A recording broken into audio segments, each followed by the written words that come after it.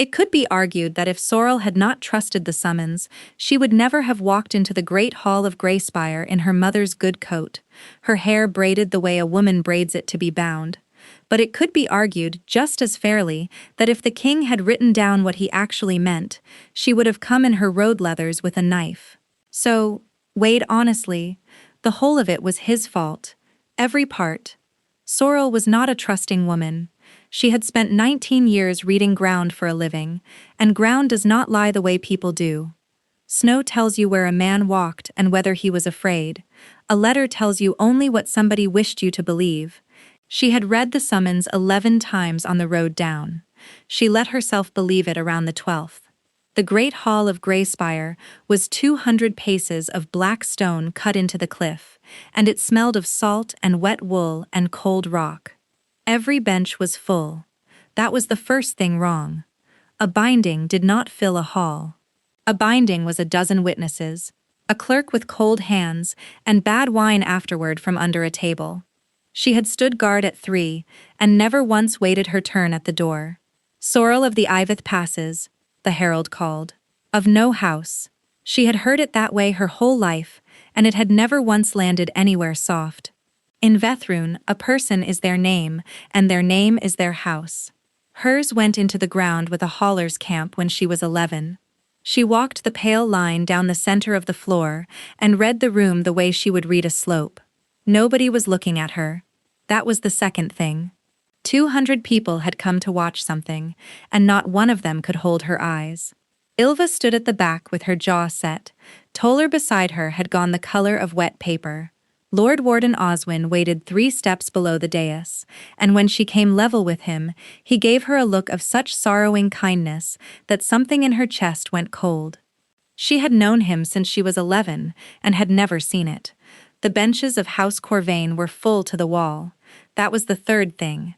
Then the doors behind the dais opened, and the King of Vethrun came out, and the hall went to its knees like a field going down under wind. Sorrel went down with it and came up looking. Emmerich had been 19, when one bad winter took his father and both his brothers, and 3 years older, when they set the crown on the last one standing. 4 months ago, he had put his mouth to her ear in a relief station and told her he had never been able to breathe properly around anybody but her. He did not look at her now.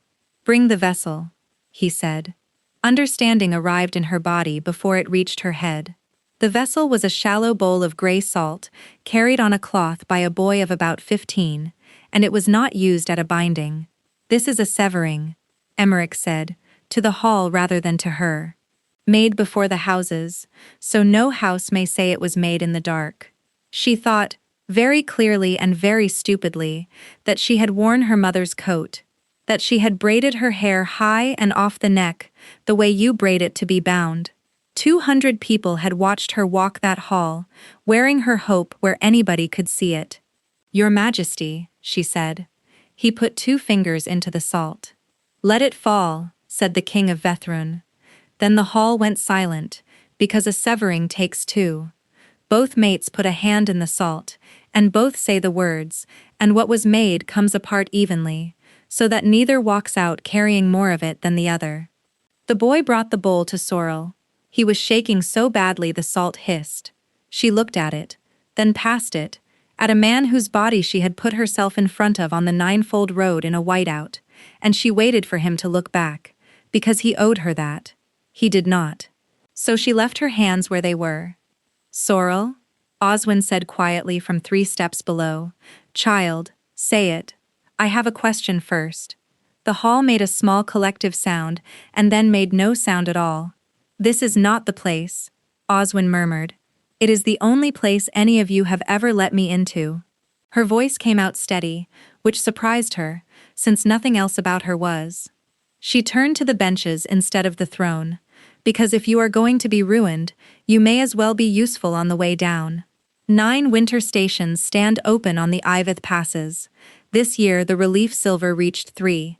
2 caravans left Ninefold in the autumn, and neither came down the other side, and both were written off as weather by men who have never stood in it. I have wardens sleeping 4 to a bunk with no fuel, because it is cheaper to bury us than to heat us. Sorrel, Oswin said, sharper.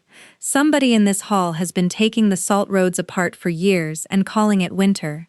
I have written it to every office that would take the paper, so while I have your attention, and I will never have it again, you may as well hear it out loud. Nobody spoke. She turned back to the dais and found the king had at last raised his eyes to her, and that his face had nothing in it. Not anger, not shame. A door with the lamp behind it put out.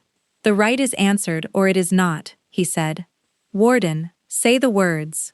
And that, more than the salt, more than the bowl, more than 200 people studying the ceiling, was what broke her. Not the cruelty, the neatness of it. No, said Sorrel. She stepped back. The boy nearly dropped the bowl. She walked out of the great hall the whole 200 paces, with her spine straight and her mother's coat swinging, and every eye in the room on her back at last. It was only on the outer stair that she noticed. A severing takes two. No clerk had ever needed to explain it, because no woman in 400 years had been stupid enough to stand in that hall and refuse. Under her ribs, where the bond had been since the night of the first thaw, the warm, patient thread was exactly where it had always been. He had let it fall. She had not. She stood in the wind with the whole of Vethrun going about its evening below her, and understood that she was the only person alive who knew the bond was still open. They took her rank in the yard, which was a kindness, since the alternative was taking it in front of the hall.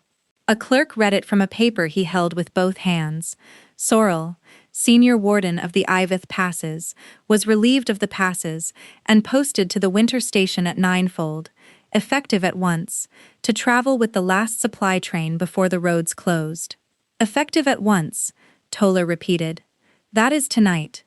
That is not even tomorrow. Yes, Sorrel said. They cannot do that. There is a process. Toller was 19 and had not yet had the particular conversation with the world that Sorrel had been having since she was 11. Ylva, tell her there is a process. There is a process, Ylva said. This is it. Ylva was 40 and counted things. Steps, days, rations, the exact number of times a person had lied to her. She had not spoken since the hall. She was speaking now, and it was not really about the process. Sorrel bent to her kit and started rolling it, because her hands wanted a job. It could be worse. How? Said Toller. He could have had me put away for good. Refusing a right before the houses is refusing the crown. Oh, marvelous! What a lovely evening we are all having. That got something out of her that was nearly a laugh, and she did not say so. She counted it instead, the way Ylva would have. First, she was the story of Greyspire for a year, the houseless woman who braided her hair for a binding and got salt in a bowl. Second, she had lost the passes, and the passes were the only thing she had ever been good at, and the only place she had ever been anybody. The third rung she did not say aloud in front of Toller. Ninefold was the highest of the 9 stations, and the worst. In a bad year the relief train came up in the spring, found the bunkhouse door drifted shut, and did not knock twice before forcing it.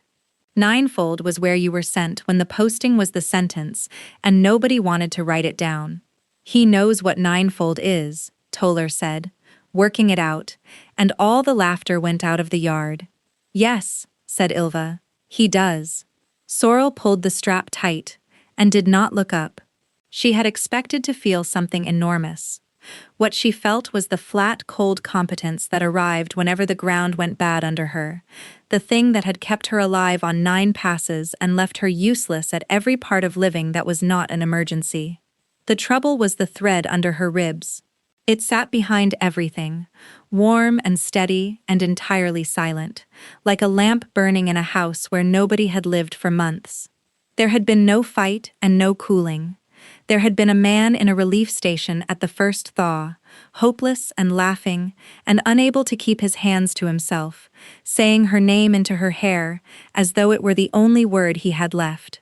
Then 11 weeks of silence, and a letter with a grey seal, Sorrel. Oswin came across the yard alone, without escort. He had pulled her out of a collapsed hauler's camp when she was 11, and told a room full of men that the girl stayed. because the girl had walked 6 miles in a whiteout to fetch them, and what exactly had any of them done that day? She stood. Whatever was in her face stopped him where he was. "I tried," he said. "Twice. He would not hear it from me, and he would not hear it from the council." "I know. You were owed a warning." He shook his head. "The boy has been king since he was 22, and has never once had to look at what a decision costs after he signs it. That is not wickedness. It is worse. It is a man who has never stood a winter station deciding who ought to." Sorrel said nothing, because there was nothing in it she did not already believe, and because it was warm, and because she was very tired. "Come to my house tonight," Oswin said. "Ride out in the spring. I can lose the paperwork for a season." For a moment, she wanted it so badly her teeth hurt. "They would break you for it." "Let them." "No." She got the strap over her shoulder. "You made me. If they break you, there is nothing left standing that I came from." He looked at her a long moment. Then he put his hand on the back of her neck, the way he had when she was 11, and freezing, and said, "Keep your fuel dry, and stay off the north face, and let her go." The last supply train left Greyspire in the dark, and climbed all night. Sorrel was sick at the roadside the next morning. Quietly, one hand on the strap of the lead sled, and told herself it was the altitude, which it was not, since she had been born at altitude. She was sick again the morning after. On the third morning, she came back to the fire wiping her mouth, and found Ylva already looking at her. Ylva did not say anything. Ylva counted things. She held Sorrel's eyes 3 seconds longer than any friend needs to. Then she turned back to the pot and said, "Weather coming in off the west face. Eat something." Ninefold Station was worse than Sorrel had reported, which was an achievement, since Sorrel had reported it accurately. The roll said 11 wardens. There were 6. The fuel shed held 60 days and had been built for 140. The relief ledger showed silver arriving in the autumn. Signed for. Sealed. Entered twice. Not one coin had ever come up the road. Nobody even falsified it, Sorrel said on the second evening. Somebody wrote down what should have happened, did not do it, and wrote it down again the next year. "That is worse," said Orsa, who was the station healer, and also the cook and the bellkeeper, and who had a way of looking at a face as though reading a road. "Give me your wrist." "My wrist is fine." "Give me your wrist, Warden." Sorrel gave it, because it was easier than arguing, and because she had been tired for a while now, in a way that the altitude did not explain, and 4 months of grief explained about half of. Orsa held 2 fingers to the pulse, closed her eyes, and went very still. Beyond the shutters the wind leaned on the bunkhouse the way it did every night, and the building creaked and settled and held. Orsa opened her eyes. "How long since you were last well?" The wind kept going. Sorrel's hands stayed where they were on the table, and inside her something enormous and quiet turned over, the way ice turns under a load. She counted. She had been counting fuel and days and rations for a fortnight, and had not once turned that arithmetic on herself, and she understood, sitting there, that this had not been an accident. There is a kind of not knowing that a person does on purpose. "The first thaw," she said. "That is 4 months and a half." "Yes." "On the road up, you were sick 3 mornings running. Ylva sent me a note before she went back down, which I mentioned so you know how many have already worked it out." Sorrel put her hand flat on the ledger, on the column of silver that had never come up the road. She waited to feel joy, because she had been told that was what arrived. It did not come. What came was the same flat, cold competence as the yard at Greyspire, and it began at once to count. Under Vethran law, a woman carries her house or she carries nothing. A bound maid of the king carries the crown over her like a roof, and everything under it is the crown's business, a child included. An unbound woman of no house carries her own weight, and so does anything she is carrying. She had refused the right in front of 200 people, and not a clerk in Vethrun could tell her tonight whether that made her a queen, a criminal, or nothing at all. And it was not a child yet, not in the way the houses would see it. It was a claim. the only living heir of the Alpha King of Vethrun, carried in the body of a woman with no name to put in front of it, 4 months and a half after the king told the houses that whatever had been between them was finished. Half the kingdom would call it a lie told for silver, the other half would call it a threat. Who else knows? Sorrel said. Her voice had gone somewhere far off. Ylva, me. That is the list, and Ylva does not talk. Keep it that way. For how long? Sorrel had no answer. She sat in a station with 60 days of fuel and 140 days of winter coming, above a king who had put his hand in the salt and let her fall, carrying the one thing in the kingdom that could not be written off as weather. Until I know who took the silver, she said. Orsa let out a slow breath through her nose. That is not a plan. That is a grudge. It is what I have. The bell rope came down through the ceiling of the store, to a hook by the door, and it had not been rung in the 14 days Sorrel had been at the station, because there was nothing on the road worth ringing it for. At the 11th hour, it rang. Sorrel was up before the second stroke. The 6 of them came out into a wind that took the words out of a person's mouth. The drift was already past the knee, and the sky over the north face had the low green color that meant the pass was closing and would not open again until it was good and ready. Nothing living came up the ninefold road in a west wind at the turn of the season, because then the road was not a road, it was a suggestion under 9 feet of new snow. Something was coming up it anyway. It came out of the white with its head down. 1 rider, 1 horse, both plated in ice from the chest forward. He reached the lamplight and did not dismount so much as fall. Sorrel took the reins, because somebody had to. His hood had frozen to his face. He got a hand up, cracked it free, and looked around the yard until he found the person the others were standing behind. Which was how he found her. Warden, he said, through a mouth that would barely work. Sorrel. Of no house. That is me. He worked the pouch off his belt with fingers that had stopped bending and put it into her hands, and she felt the shape of the seal through the leather before she saw it. Because she had spent 4 months learning the exact weight of gray wax. From the king, he said. I am to wait for your answer. They got the rider inside and out of his coat, and Orsa put his hands in water barely warmer than he was, and the store filled with the smell of thawing wool. Sorrel broke the seal by the lamp. 2 paragraphs in a clerk's hand, and 1 line under them in a hand she knew. She read the clerk's part twice before she trusted herself to look at the other. The crown was pleased to appoint the warden Sorrel, presently of Ninefold, as king's warden of the winter progress. His Majesty intended to travel the 9 stations in person before the roads closed and see the condition of them with his own eyes. The appointment carried no rank, no house, and no pay. It carried the king's seal, which meant it could not be declined by anyone below the rank of a lord. The line at the bottom said, You told the hall the roads were being taken apart. Come and show me where.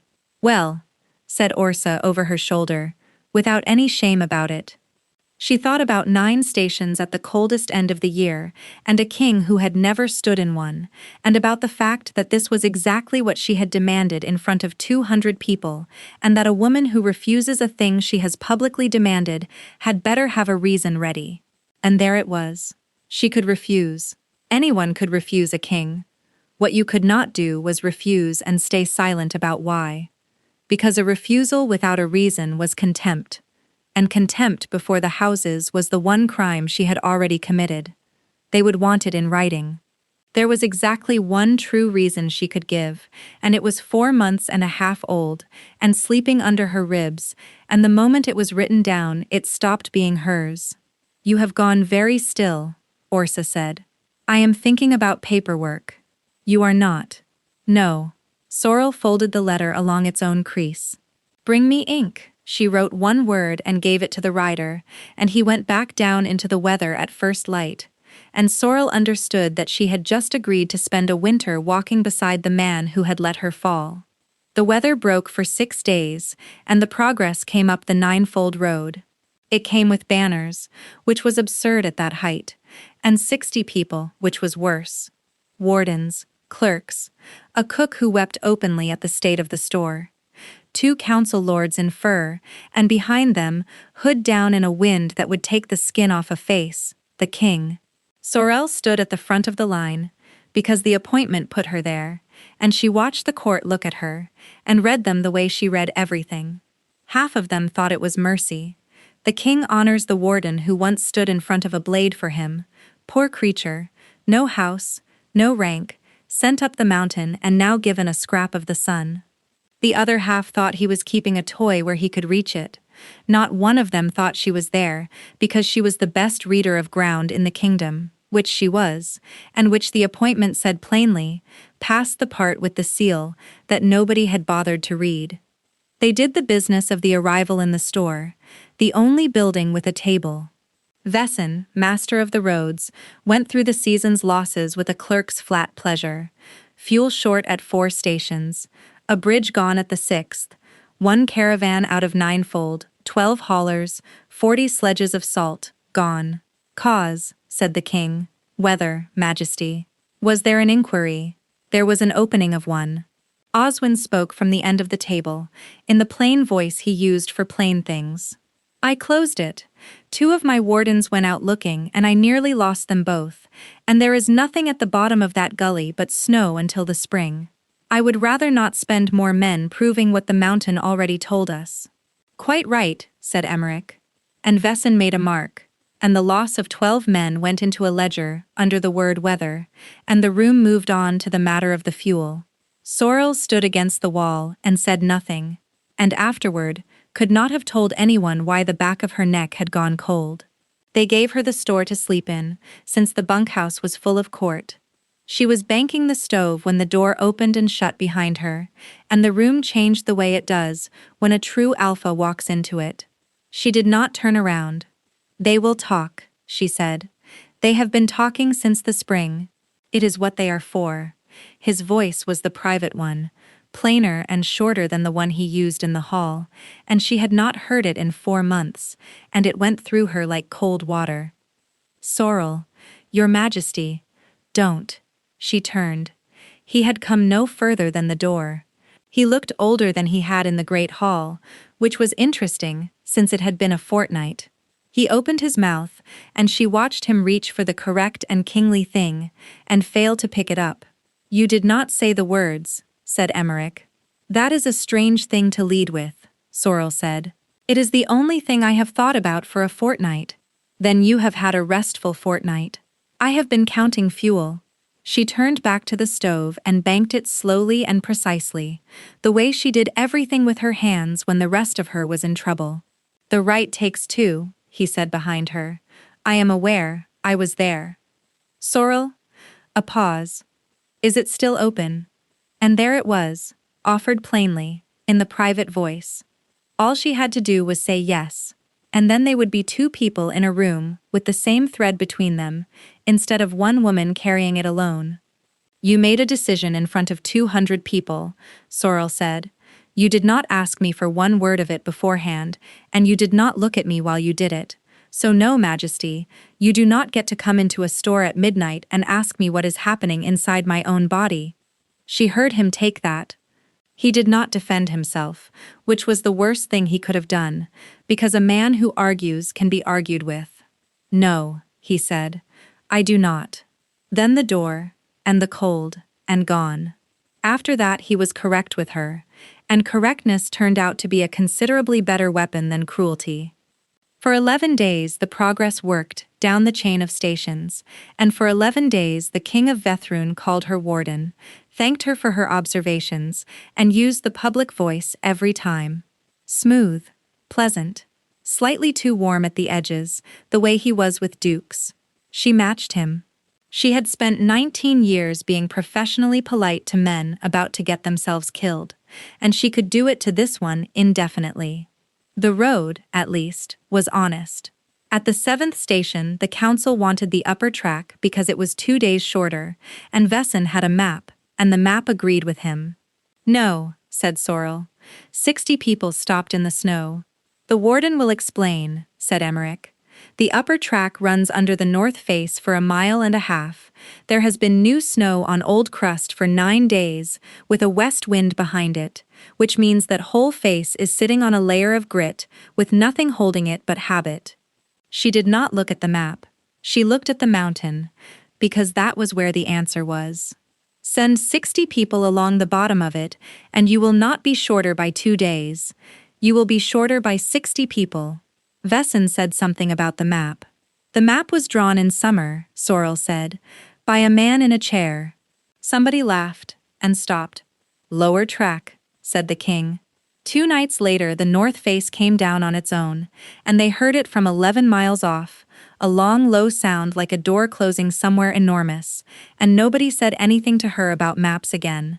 He gave her the road after that. He simply stopped putting it to the council and started putting it to her, and by the 4th station a clerk was asking the warden's leave before setting a departure hour. It should have been satisfying. It was unbearable, because he did all of it without once dropping the public voice, and she caught herself listening for the other one, like a woman listening for a footstep on a stair. On the 9th day he came up beside her and did not speak for half a mile. Then he said, quietly, and in the wrong voice entirely, "You smell different." Sorrel's whole body went to attention. Do I? Since ninefold. He was watching the road, not her. It is not unpleasant. It is not anything. It is only different, and I have found that I cannot stop noticing it, which is inconvenient, since I have given up the right to notice anything about you at all. The lie came out fully formed and perfectly calm, which was how she knew she had been carrying it ready. Station tinctures. Orsa puts pine resin and something worse into everything at that height. It gets into the wool and does not come out until spring. Emmerich was silent for a moment. Ah, he said, that will be it. And he let it go, and rode on. And Sorrel discovered that being believed was very much worse than being suspected. Suspicion would have meant he was still looking. Belief meant he had asked the only question that mattered, taken the first answer she handed him, and gone back to being correct. She had wanted him not to find out. She had not expected it to be that easy, and she had not expected it to hurt. That evening, she was redistributing the progress baggage for the descent, because 60 people had packed as though going to a wedding. Under the clerks' chests, she found 4 toll ledgers from the lower gates, bound for Grayspire. She opened one because her hands were cold, and it was there. The 9-fold entry for the autumn showed 40 sledges of salt through the lower gate, tolled and receipted, 3 weeks after the caravan of 12 men had been written off as lost. She did not sleep on it.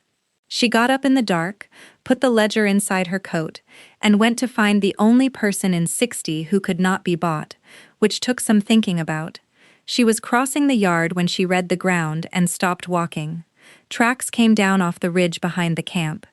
4 sets, made in the night, spread wide the way men spread when they mean to be more than one problem at once. They had not gone back up the way they came. She made herself finish the reading before she moved, because the ground is patient and people are not. Not warden boots. The stride was long and even, no stumbling, no shortening at the steep part, which meant whoever came down that ridge in the dark had walked it before in daylight. They had gone up the far side and settled above the road, and a mile down, the road went into a cut, where the walls came in close, and the snow above hung heavy and undisturbed. She was already running. The progress was moving when she reached the head of the line. Emmerich on the gray, Captain Hollis beside him, 40 paces from the mouth of the cut. Stop the column. Hollis started to say something about the hour. Stop the column, said Emmerich, without turning his head.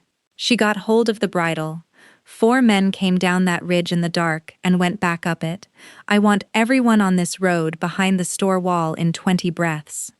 They are not going to shoot at 60 people, Hollis said. They are not going to shoot at anybody. Look up. Above the cut, the snow lay in a long unbroken shelf, and along the top of it, faint as a seam in cloth, ran the line where somebody had spent the small hours cutting. Hollis went the color of the sky. Sorrel had time to get her hand into the gray's mane and haul the king of Vethrun bodily out of his own saddle. Then the mountain let go. It did not roar. It came with a soft, enormous hiss, like a held breath let out, and it took the front of the column and the mouth of the cut, and 40 paces of good road, and the air went white so thick it entered the lungs like water. She had him against the store wall, with her back to the stone, and her body across his, which is not a thing anyone does to a king, and she felt the wall shudder and hold. Then men came through the white, 2 of them, fast and low, knives out, and they came for him and not for her, which told her everything about what the shelf was cut for. She took the first one's wrist, broke the arm across her knee, and put him down. The second got past her guard, because he was quick, and she was tired and the air was full of ice. The blade went in under her ribs on the left, shallow, a slide rather than a stab. Sorrel got her free hand flat on her own stomach. That was the first thing she did. Not the knife, not the man. Her hand went to her middle, and he had a whole half-second to kill her, and did not take it, because he was already looking past her at the king. By the time he came back, she had the knife arm, and the rest went the way it usually went. Hollis arrived with wardens. The 2 who could still run went up the slope and away, and nobody followed, because following anyone into that white was how you got a second funeral. Sorrel was on her knees in the snow, with her hand still where she had put it. She made herself take it away before anyone could read it, and pressed it instead to the cut in her side, which had begun to sting. "You are bleeding," said Emmerich. "It is a graze. It will want a stitch and a drink. In that order." She got up. Her legs had a different plan, and she overruled them. 4 men cut that shelf. They knew the road, and they knew the hour we were moving, and they came for you and nobody else, and they did not so much as glance at the baggage. She turned and looked at him properly, for the first time since the hall. There was snow in his hair and blood on his sleeve that was hers, and his face had gone white in the wrong way. Not shock, not the blank horror on Hollis. Something tired and unsurprised, like a man reading a letter whose contents he had already been told. "How many times?" Sorrel said slowly. "Warden. Do not warden me. How many times?" The public voice came up over his face like a shudder, and that was the answer. And it was a long moment before he decided to give her the other one. "This is the 4th, said the king of Vethrun. The storm caught them at the 3rd station, and shut the door for 2 days. 60 people went into a building meant for 11. The court slept in rows on the bunkhouse floor, and complained in the accents of people who have never had to be warm on purpose. Sorrel took the store, because she had a stitched side, and no intention of explaining it. The king of Vethrun came in at the 2nd hour with 2 cups and no escort, which meant Hollis was somewhere in the cold pretending not to be. "Warden. Majesty. May I sit in my own store? It is a free country, and you are the reason." He sat. She gave him the stool nearest the stove, because the man had been hauled off a horse into a snowslide, and it seemed unkind to make a point of it, and then she put the toll ledger on the crate between them. "Lower gate," she said. "Autumn. Read the 4th entry." He read it, and then read it again, and what she noticed was that he never once asked her what he was looking at. He knew where the toll fell, and who signed it, and what the right-hand column meant, and he went down that page the way a warden goes down a slope, testing each step before putting weight on it. 40 sledges, he said at last, tolled and receipted. 3 weeks after the men hauling them were written off as weather. Sorrel kept her voice flat. Salt does not walk. 12 men went into a gully nobody has ever looked into, and their load came down the mountain on schedule, and paid its toll like an honest citizen. Emmerich set the ledger down very carefully. "How long have you had this?" "Since the night before somebody cut a shelf over our heads." "And you brought it to me." "I brought it to the person who cannot profit from it," Sorrel said. "That was a short list and you were on it by accident." Something went across his face that was almost a laugh and did not survive. "Who else knows?" "Nobody." "Keep it that way." He said it quickly, and then, in a different tone, "Please." She waited. He did not fill the silence, which was the first genuinely unnerving thing he had done in a fortnight. You already knew, she said. I knew the shape of it. I did not have the page. Sorrel, I want you to understand what I am about to do, because you will not like it. That will make a change. I am giving you the stations. She waited for the rest. All 9. Standing authority over stores, rosters, fuel and requisition, answerable to me and nobody in between. Sealed tonight, not when the progress ends. If it comes from a lord, it can be lost in an office. If it comes from me, it can only be refused by me. She had asked for a fraction of that in writing 4 times in 6 years, and had been told each time, kindly, by good men, that it was not how the thing was done. Why, she said. Because you were right in the great hall in front of 200 people, and I have spent 4 months finding out how right. He rubbed a hand over his face, and for a second the crown came off it entirely. And because I am tired of being a man who signs things, teach me something. Teach you what? Anything. Something you know that I do not. I have a council of 40, and not one of them has ever told me a fact I could not have found in a book. So she took him to the doorway and made him read the slope opposite, and he was bad at it, and he knew he was bad at it, and he kept asking until he got one right. It took an hour. He was absurdly pleased with himself. She caught herself smiling at the wall and stopped. Afterward, he stood in the door with his cup gone cold and did not go. May I say one thing you did not ask for? You are the king. That is not an answer, and you know it is not. Say it then. I brought you on this progress, Emmerich said, because it was the only lawful way left to me to stand next to you. He did not explain it. He put the cup down and went out into the weather, and Sorrel stood in the store with the door still swinging, and understood that she had just been handed something with no instructions on it at all. She turned it over for 4 days, a man being kind to a woman he had ruined, a man keeping a useful sword close, a man who wanted a thing he had already thrown away and had discovered, too late, that a rite performed before 200 people is not a thing you can walk backward out of. And under all of it, the arithmetic she could not stop doing. 5.5 months, coats and layers and a stitched side she could hide behind. Winter would carry her a while longer. Winter would not carry her forever. On the 5th night she stopped being able to do it. He was in the store with the ledgers again, because he was always in the store with the ledgers, and she came in and shut the door and stood with her back against it. What do you want from me? Emmerich looked up. I have been reading you for a month and I cannot get a fix on you, and it is making me stupid, and I have never been able to afford being stupid. Her voice was not steady. She let it not be. You put your hand in the salt in front of the whole kingdom without one word to me, then you send a rider up a closing pass to fetch me back, and you give me the stations, and you stand in doorways saying things like that. And I am supposed to what? Guess? Sorrel. Tell me it is a scheme. Tell me you needed a warden you could trust, and the rest was dressing. I would rather that than this. She heard her own voice crack and hated it. Tell me anything that makes sense, because I am not built to want things I cannot have, and you are making me want. The room was very quiet. He stood. He came round the crate slowly, the way a person crosses ground that might not hold, and stopped a pace short of her. Ask me anything, he said, and I will answer it truthfully. Anything but why I did it, not because I do not want to tell you. Because the day you know is the day you are in danger, and I have spent 4 months buying you out of that, and I am not spending it back for the sake of being liked. That is not good enough. No, it is not. He did not look away. Ask something else. Sorrel's heart was going like a hammer. Do you want me? She said, and she watched it come off him.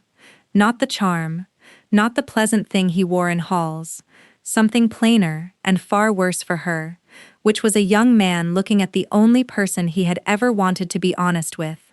Every hour, he said, since the thaw, without one day off. Men like you do not want women like me. Then tell me to go, Emmerich said. I will walk out that door, and I will be correct with you for the rest of your life, and neither of us will ever mention it. Or, his voice dropped to nearly nothing. Or, Tell me to prove it. The stove ticked, the wind leaned on the wall. Prove it, said Sorrel. He kissed her, and every careful thing in her head went white and quiet at once. She had braced for the king. What she got was a man with his hands shaking, one at her jaw, and one flat against the door beside her head, as though he did not trust himself to use it. She got the sound he made when she pulled him in, and the smell of him, cold air and salt and wood smoke, and under it, the thing that had been in her blood since the thaw. She was terrified, for exactly 2 breaths, that he would feel it, that his hand would find the shape of what she carried through 3 layers of wool, and everything would end there in the middle of the room. He did not. He wanted her, plainly and helplessly, for no reason except wanting, and Sorrel, who had been wanted for her sword, and her eye, and her steadiness on bad ground for 19 years, and never once for herself, put her hands in his hair, and let the whole of it go. She woke in the dark with the stove down to embers, and his arm heavy over her. He was completely asleep, in the way of a man who has not slept properly in a long time, and his face had nothing on it at all. Then he said her name, not the way he said it awake, which was careful and slightly amused, and always aimed a little to the side of her. He said it the way a man says a word he is holding on to. Sorrel lay in the dark with her hand over her middle, and did not sleep again. The progress came down out of the passes, 11 days later, into a grey spire gone mad with winter court. Every house that mattered had come in before the roads shut. The lower city was full of Corvain men in good coats, and Sorrel, now king's warden of the 9 stations by a sealed instrument nobody could argue with, found that this made her considerably more hated than being a discarded mate ever had. Taller met her in the yard, and was so relieved that he had to go and look at a wall. There is a rumor you told Master Vesson his map was drawn by a man in a chair. That one is true. Ylva came down off the wall and looked at her a while. You are thinner in the face, she said. And you did not take the wine at the arrival, and you have been standing with your weight off your left side since the gate, and you keep putting your hand somewhere and taking it away again. Ylva said all of it in the tone of a woman reading a list of stores. Then she stopped. I am not asking. Ylva. I said I am not asking. She turned back to the wall. Only if it were me, I would want to know how many people had counted. So, 2. The winter council sat for 4 days, and Sorrel stood through all of it. On the 4th night there was a reception in the long gallery, the sort of thing she would once have guarded, and she stood in it in a borrowed coat feeling like a horse in a drawing room. Emmerich worked the room in the public voice, and she could see now exactly where the seams were. He got her out onto the stone walk above the salt yard after the 11th bell, where the noise thinned and the cold came up clean off the river. You hate this, she said. Hate is a strong word. You have used the same 3 sentences on 9 people. He laughed, surprised. Real, and she felt it in her chest. Then he leaned on the parapet and stopped performing, all at once, the way a man puts down a load. I was 19 when my brothers died, he said. I was 22 when they put it on me. Every man in that room watched me grow up, and every one of them is waiting for the moment I show them I am not equal to it. So I smile, and I am charming, and I am so good at it now that I cannot always tell where it stops. He turned his cup in his fingers. That is the whole trick. There is no man behind it doing something cleverer. There is. Sorrel. There is. She put her hand against his face, which she had never once done where anyone might see. I have watched you for a month. The one in there is very good and I do not like him at all. The one who stood in a doorway, getting a slope wrong 9 times until he got it right, I like a great deal. Something cracked open behind his eyes. He turned his face into her palm and kissed it, and then he kissed her, and it was not like the store. It was grateful, and it was undefended, and it went through both of them at once, and the thread under her ribs came awake. It was not warmth and not memory. It was him, pouring in through the place where they touched, distinct and foreign and unmistakable. Relief, fear, a tenderness so raw it hurt to be handed. Sorrel jerked back with a sound she did not mean to make. Emmerich's eyes were huge. You felt that? No. Sorrel. He was already reaching. It is open. It has been open the whole time, and if it is open, then the right was never made, and if the right was never made, there is nothing standing between us at all. Do you understand? It was the cold, said Sorrel. He stopped. She watched the whole thing happen to his face, and she could have taken it back inside a second, and she did not, because the next sentence out of her mouth would have been the true one, and the true one had a child in it. The cold, he repeated. Yes. Right. He straightened, and the pleasant voice slid back into place. Of course. Forgive me, Warden. It has been a long counsel.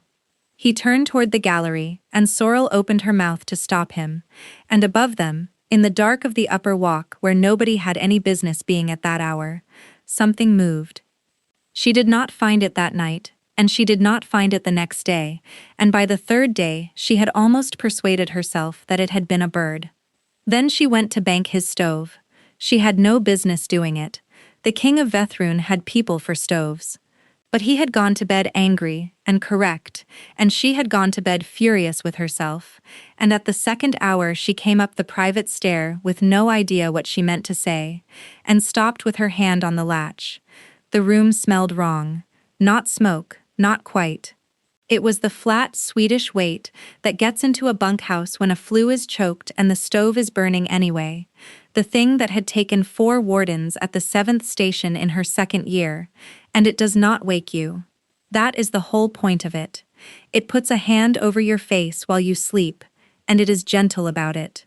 Sorrel put the door in with her shoulder.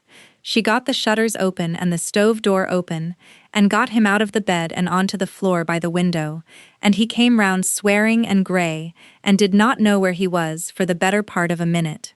Then he understood. They found it at dawn. The flue ran up inside the wall and out through the old gallery, and somebody had been up there in the night and closed it, high above the bend, where a morning sweep would never have reached. That is the second thing I have found in this palace this week, Sorrel said. That was done by somebody who knows the building better than I do.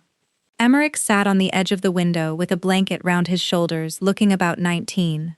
You will tell nobody, he said. Majesty. Nobody. Not Hollis. Not your wardens. Not one word written down. He got up. There are 11 houses inside these walls, with their private men behind them, and the passes are shut until the spring. If it gets out that the crown cannot keep the king alive in his own bed through one winter, there will be 4 claimants in this city by the day after tomorrow, and the guard will have to choose between them. I will not have that fight with the roads closed and nowhere for the city to run. It was, infuriatingly, the right call. She looked for the hole in it and could not find one. So you sit still and let them try again. I sit still and let them get careless. He came and took her hands, which were freezing, and folded them into his. Sorrel, I need you to trust me for a fortnight. Can you do that? Every part of her that was a warden said no, and she stood in a cold room with his hands round hers and thought, with total clarity, that the true thing was 2 inches under his fingers and 5.5 months old, and that she could say it now, while he was frightened and honest and holding on to her. That if she said it he would never sit still again. That was the whole reason not to. She told herself that was the whole reason. All right, she said. A fortnight. He kissed her forehead, and she felt his relief come straight through the thread she had told him was wine. She waited an hour. Then she stood in the dark at the bottom of the private stair, because a woman who has just lied to a king is entitled to know what he does with an hour, and at the 4th bell he came down past her without seeing her, hood up, moving like a man walking a route he had walked many times. He did not go to Hollis. He did not go to the guard. He went down through the lower halls to the salt registry, where every toll and every ledger in Vethrun was copied and stored, and which belonged, by office and by law, and 400 years of custom, to the Lord Warden of the Saltways. Sorrel stood in the passage until the light went on under the door. Then she opened it. Emmerich was behind Oswin's desk, with the drawers out and a stack of gate ledgers open in front of him, and he looked up, and for the first time since she had met him, the king of Vethrun had nothing ready to say. "Say something," she told him without a word. He set the page down. "I have been investigating the Lord Warden," said Emmerich. The words arrived without meaning. She heard herself say, "Oswin," in a voice like somebody else's. "Yes. Oswin pulled me out of a hauler's camp." "I know. He tells that story often." Emmerich came round the desk, not fast. The coin that paid the men on the ridge came up through the saltways. "The fourth entry in the ledger you gave me is his gate and his seal. The inquiry into those 12 men was opened for a day and closed at his request, in front of you, and you went cold against that wall and did not know why. That is not Sorrel, he is House Corvain." The floor went a long way away. She knew the succession. Every warden did, the way you know a road you will never travel. If the Alpha King of Vethrun dies without issue, the crown reverts to the senior collateral house, Corvain. "He needs you dead," she said slowly, "and childless. He has needed it since before I was crowned, and he has been buying the collateral houses their votes for 11 years, with money taken out of the winter stations." Emmerich's voice was level, and his hands were not. "That is what your relief silver is. That is what you stood up in my hall and told 200 people about. You were the only person in the kingdom who had noticed, and you had no idea what you had noticed, and you said it in front of him." Something cold and quiet began to assemble itself in her chest. "And then you severed me," she said. "Yes. Say it plainly. I want it in words." Emmerich closed his eyes for a moment. "Because 8 days before the rite, a man came into the barracks yard and asked which bunk was yours. He opened them. Not mine. Nobody needs to ask for me. I am on the coins. He asked for you, because the fastest way to take a king apart is not to kill him. It is to kill the thing he has told the world he cannot live without. And I had told the world, for 2 months, like a fool, because I was happy.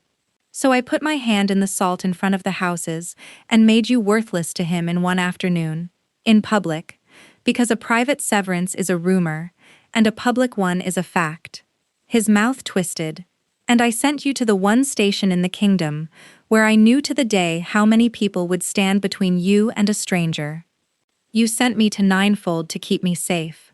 I sent you to Ninefold because 6 wardens who have known each other 20 years notice a new face in an hour, and because the pass shuts." He said it quietly. "And I priced it. I knew what it would cost you, and I decided it was worth it, and I did not ask, because you would have said no, and you would have been wrong. And there it was, whole." Sorrel stood in the salt registry and understood him completely. And it was not cruelty, and it was not cowardice. It was a man who had run the numbers on her life, correctly, and had not once considered that the numbers were hers to run. "And the child," she said. "What?" She had not meant to say it. It came out flat and level in the middle of the room, and she felt the whole world tilt half a degree. "Sorrel." "Nothing. I said nothing. You said the child." And then her side went, because she had been standing for 19 hours on a wound 3 weeks old, and the floor came up much faster than she expected. She was aware of him shouting for someone, and of being carried, which she objected to strenuously and silently, and then of the quiet that comes over a room when a healer stops talking to the patient and starts talking to whoever is in charge. The wound is nothing. It has opened and it wants cleaning. A pause. Majesty. She should not have been on her feet, not at 5 months and a half. Nobody said anything at all. Sorrel opened her eyes. Emmerich was standing at the end of the cot with his hands at his sides, and he was not looking at her face. He was looking at the shape under the blanket that a coat and 3 layers of wool and a warden's flat competence had been hiding since the day a rider came up a closing pass. She watched the arithmetic go through him, the thaw, the haul, the salt. 5.5, he said. "Yes. You have been." He stopped and tried again. "On the ridge. When the shelf came down. You put yourself over me on the ridge." "Yes, Sorrel." His voice was in pieces. "Why did you not tell me?" "Because you would have made a decision." She got up on one elbow, which cost her something, and she did not care. That is what you do, and you are very good at it. You look at a person's whole life and work out the safest arrangement of it, and then you do that, and you do not ask, because asking might get you an answer you would have to argue with. I would have. You would have put me somewhere. Her voice cracked straight down the middle. You would have found the highest wall in the kingdom and put me behind it, for the best reasons, with a guard on the door, and I would have spent my life being kept, and you would never once have understood what you had taken. He came round the cot and knelt, which a king does not do, and he was crying, which she had not expected and did not want. Then let me start again, he said. Tonight, I will stand in that hall and say all of it, and I will put you where you should have been from the first day, and I will never. No, he stopped. You decided for me once, said Sorrel, and it cost me everything I had. You do not get to decide for us. She got off the cot and got her coat. Her hands were not working properly, and she made them work anyway, and she went out past him and did not look back, because if she had looked back, she would have stayed. The corridor outside was dark and very cold. Oswin was standing in it, in his plain gray, with his hands folded, in the particular stillness of a man who has been where he is for some considerable time. Child, he said kindly, how much of that did I need to hear? She should have gone for her knife. She thought about that afterward for a year. What she did instead was stand in a freezing corridor with a reopened wound and her whole life in pieces, and look at the man who had made her, and hear herself say, "How long were you there?" Long enough. Oswin's face did nothing that faces are supposed to do. Long enough to know that the boy has finally said out loud what he has been sniffing round since the summer. And long enough to know why you have been walking like that since the gate. Do not. I am not going to shout at you. He took his hands out from behind his back and held them out a little. Empty. The way you do with a horse. I am going to tell you what happens next, and you are going to hate the first part and believe the second. Get away from me. He is going to lose, Sorrel. Very gently. Not because he is wicked. Because he is 25, and he has spent this winter chasing a ledger instead of holding a city, and 11 houses inside these walls have watched him do it. And when it ends, every person who can be called his will be counted, and the counting will not be careful. The cold went straight through her coat. You are going to say you can protect me, no? Oswin shook his head. I am going to say I can protect the child, and that I am the only man alive who can, and that I would do it if it were the last thing I ever did, because I have never in my life wanted anything from you except to see you standing. And God's help her, it was warm. It was exactly right. It was the voice out of a hauler's camp, the one that had told a room full of men that the girl stayed, and every part of her that was still that girl, leaned toward it like a plant toward a window. Come north with me, he said. To my own house. Before the pass is open, Corvain is 4 days off the road and nobody counts anything there. Have it in the spring in a warm room with the door shut, and let the men in this city break each other over a chair, and when it is finished we will see what is left. And Emmerich, that is not a thing either of us can decide. He said it with such honest sorrow that she nearly went to him. I closed that inquiry to keep you out of it, you know. 2 of my wardens went down that gully, looking for those men, and I nearly lost them both. And I thought, if she gets it into her head to go and look, I will be burying her instead. Sorrel stood absolutely still. Somewhere below, the palace began the noise it made an hour before dawn. She knew every warden on the Iveth roll. She had written it in her own hand for 6 years, and after the caravan was lost, she had gone through it name by name at ninefold, with the lamp burning down, because she had wanted to write to whoever went out looking. Nobody had gone out looking. No warden had been sent down that gully.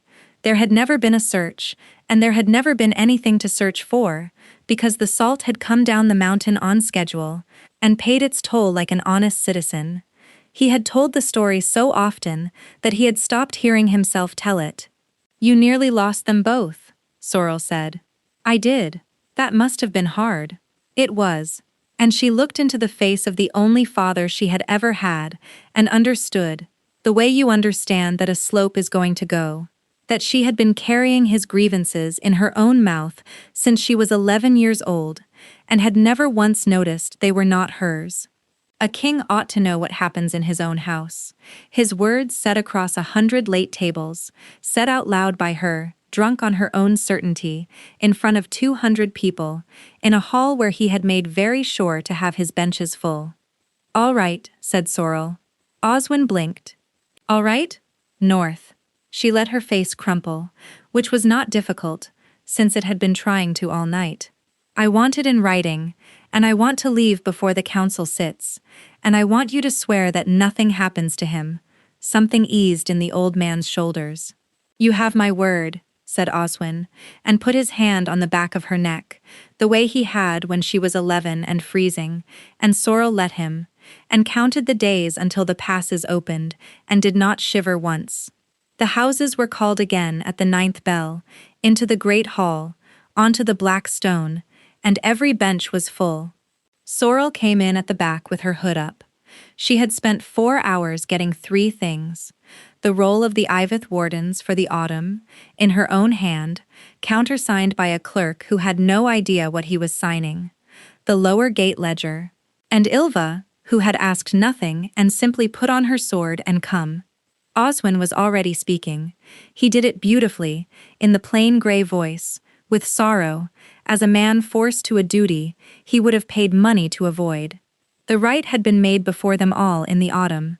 Whatever had passed between His Majesty and the warden since was between them and the gods, but a woman severed in public had no house and no claim, and any child got upon her after that stone was baseborn under 4 centuries of law and could not stand in the succession.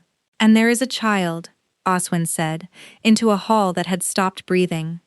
"I take no pleasure in it. She is a good soldier, and she was used badly. But if this crown lets a baseborn claim walk into the succession because a young king is fond, every house in this room can do the same tomorrow, and Vethrun will be at war inside a year." He had a clerk of the right ready to swear the severing had been completed, and 2 lords of the collateral houses ready to be shocked about it. He had everything, Sorrel thought from the back of the hall, and he had it because he had spent 11 years being trusted. "My lords," said Sorrel, and put her hood back, and walked up the pale line in the middle of the floor. The hall came round all at once, 200 faces turning together. "Sorrel," Oswin said, "this is not.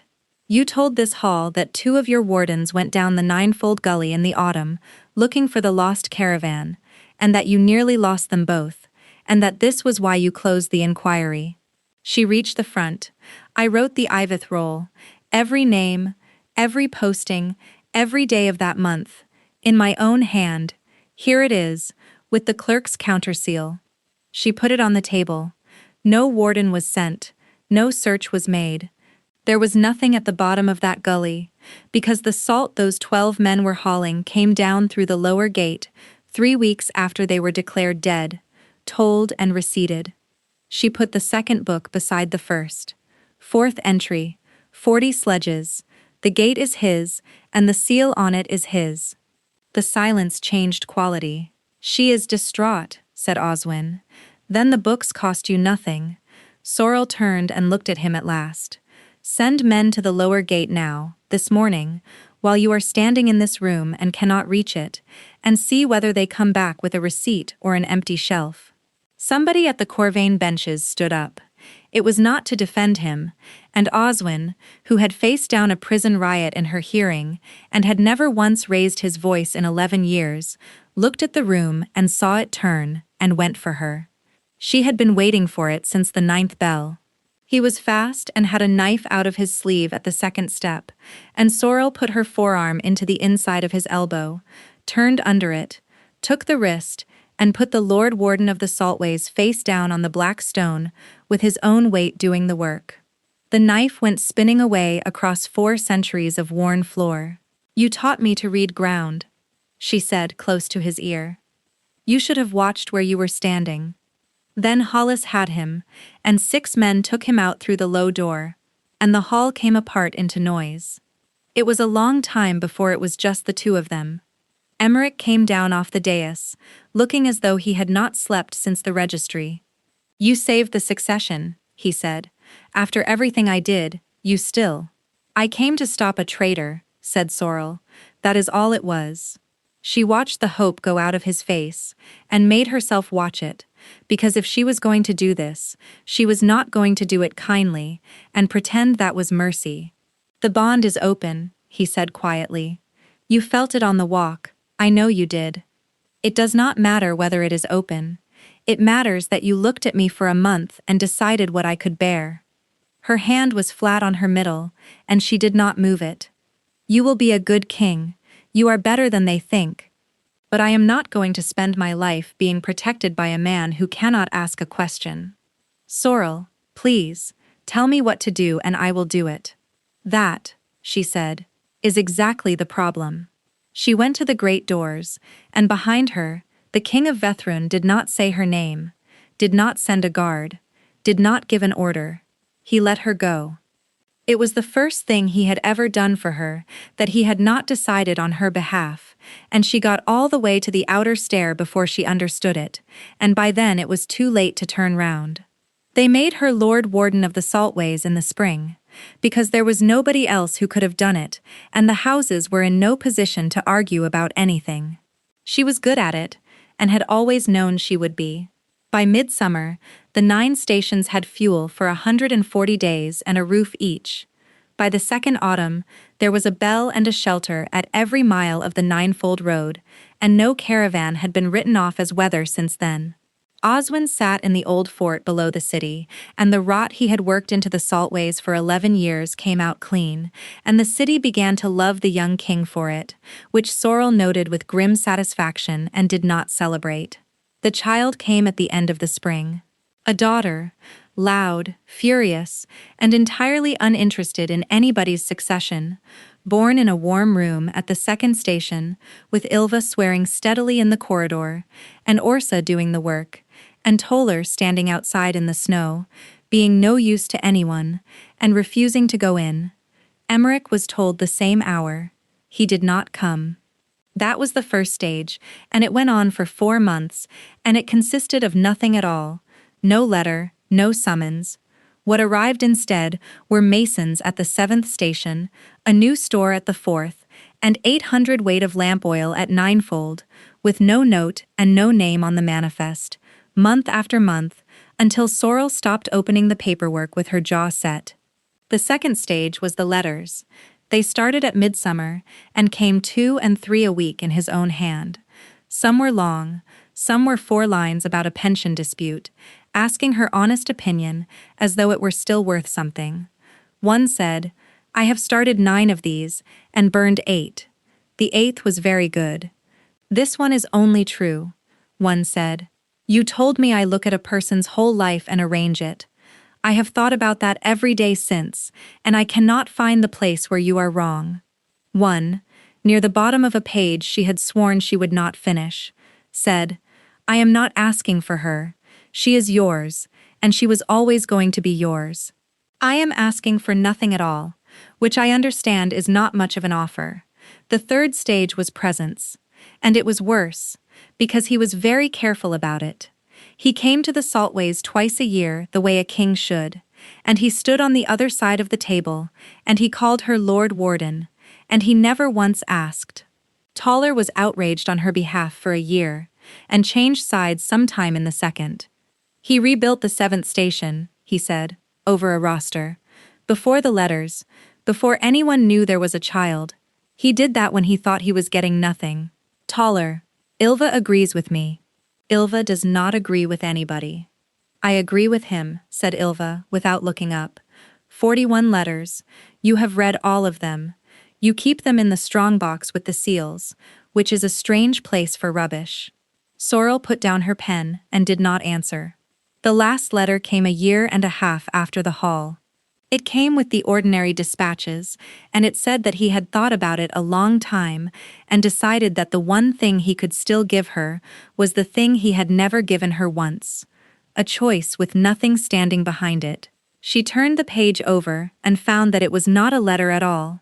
It was an instrument, drawn by the crown's own clerks, witnessed and ready for the seal, in which the Alpha King of Vethrun renounced, entirely and forever, every paternal right, claim and interest in the child born to the Lord Warden of the Saltways, so that no house could ever call the girl a claim, and no court could ever take her. It was to be sealed publicly, before the assembled houses, in the great hall, on the black stone, at the 9th bell, in 11 days.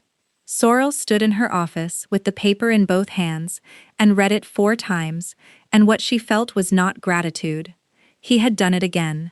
He had looked at her whole life, worked out the safest arrangement of it, gone away, and had it drawn up by clerks, and he had not asked her one single question about any of it. She left inside the hour, and took the child with her, because there was nobody in the kingdom she would leave her with, and because she had a use for her. They came down out of the passes in 4 days, with the melt running under the sledges, and Ylva asked nothing until the last night. "What are you going to say?" "I have no idea. That is not like you." "No," said Sorrel, "it is not." The great hall of Greyspire had been cut into the cliff by people who wanted the mountain to understand it had lost, and it was 200 paces of black stone, and every bench in it was full. She came in at the 9th bell with her hood up and the child on her hip, and listened to a clerk read out the instrument in the flat voice of a man reading a list of stores. Emmerich stood on the dais. He looked well, and he looked entirely alone. The bowl was already on the cloth. Not salt this time. Ink and wax, and a crown seal on a cushion, which was, she thought, the same object doing the same job. "Is there any person here," the clerk said, "who speaks against this instrument?" It was a formality. Nobody had spoken against anything in that hall in 400 years. "Yes," said Sorrel, and put her hood back, and started walking up the pale line in the middle of the floor. 200 faces turned like a field under wind. She heard the sound the hall made, and did not care about it in the slightest. She had cared very much once, standing on that same worn stone with her hair braided high, and her mother's coat on, and she had learned since exactly what that was worth. "Sorrel," Emmerich said. He had gone completely white. "You do not have to see this. I did it so you would never have to stand in this room again. I know why you did it." "Then let me finish it." "No." She reached the front. The child had a fistful of her collar, and was staring at the lamps in their iron cages with enormous interest.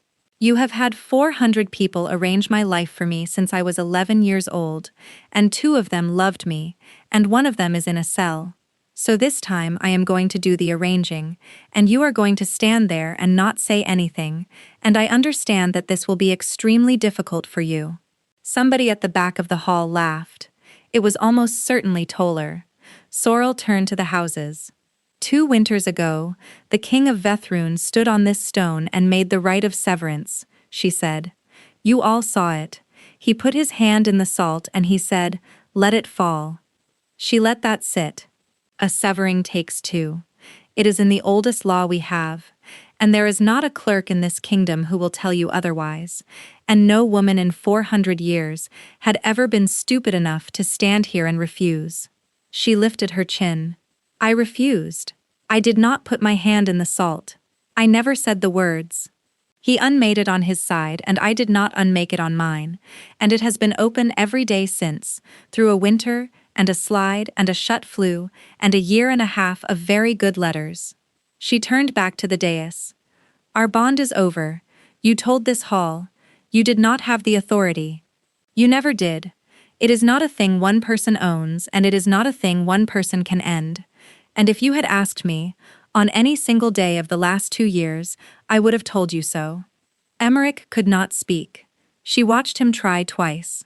"So," said Sorrel, "I am going to say the other words now.